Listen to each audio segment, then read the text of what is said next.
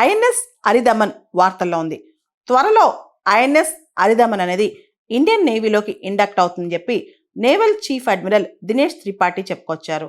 INS అరిదమన్ అనేది మొత్తం ఈ ఎస్ఎస్బిఎన్ క్లాస్లో 3వ షిప్ అనమాట.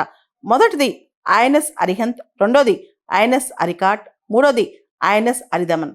ఈ ఐఎన్ఎస్ అరిదమన్ కూడా కమిషన్ అయితే మొత్తం మనకి 3 ఎస్ఎస్బిఎన్స్ ఫుల్లీ ఫంక్షన్లు ఉంటాయన్నమాట.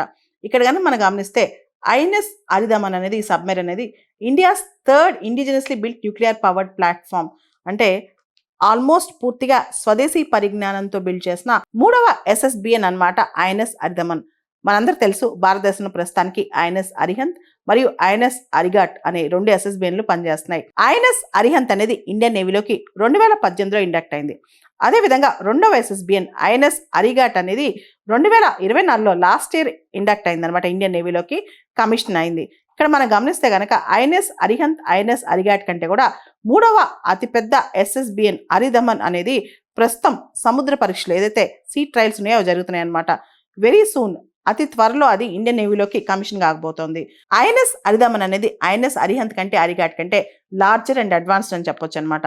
ఐఎన్ఎస్ అరిహంత్ కంటే అరిగాట్ కంటే కూడా ఎక్కువ న్యూక్లియర్ మిసైల్స్ క్యారీ చేయగలదు INS Aridhaman. ATVP program, advance technology vessel program కింద ఈ ఐఎన్ఎస్ అరిహంత్, అరిగాట్, అరిదమన్ ఇవన్నీ కూడా కన్స్ట్రక్ట్ చేస్తున్నారు. దీనిలో భాగంగా 4వ ఎస్ఎస్బిఎన్ కూడా భవిష్యత్తులో వచ్చే అవకాశం ఉంది.